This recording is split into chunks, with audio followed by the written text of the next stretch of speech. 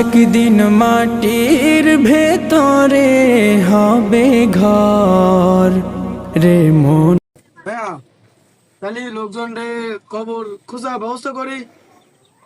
যা ছোট যা যা ও তাহলে আমি খাটলা নিয়ে আসি মসজিদে। যা যা। 1 মিনিট, খাটলা একটু পরে আনেন। কেন কি হয়েছে চাচা? কেন সমস্যা কোথায়? এই বাড়ির বড় ছেলে কি তুমি? হ্যাঁ, তোমার বাবা ব্যবসার জন্য আমার কাছে 50 লাখ টাকা নিছে, সেই টাকা না দেওয়া পর্যন্ত আমি এই লাশ কোথাও যাই দেবো না। তাহলে ছোট ওই বাবা তো তোকে এই ব্যবসা করার জন্য মাঝে 50 লক্ষ টাকা দিছে না, এই টাকাগুলো তুই তাকে দিয়ে দে।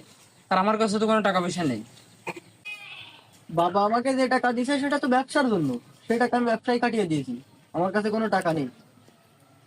আমিও কোনো টাকা পয়সা দিতে পারবো না।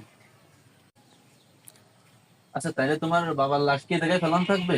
টাকা পয়সা না দেওয়া পর্যন্ত আমি লাশ নিতে দিব না। তো লোকটা আপনার আমার কাছে টাকা পায়, টাকা পরিশোধ না করা পর্যন্ত আপনার যা বাবা যা যা আমি পড়াতে পারবো না। না চাচা, এরকম করেন না। তাইলে বাবা কি করব? আমার তো টাকা লাগবে, ইমার্জেন্সি, বুঝো না, 50 লাখ টাকা। না চাচা, এরকম করেন না।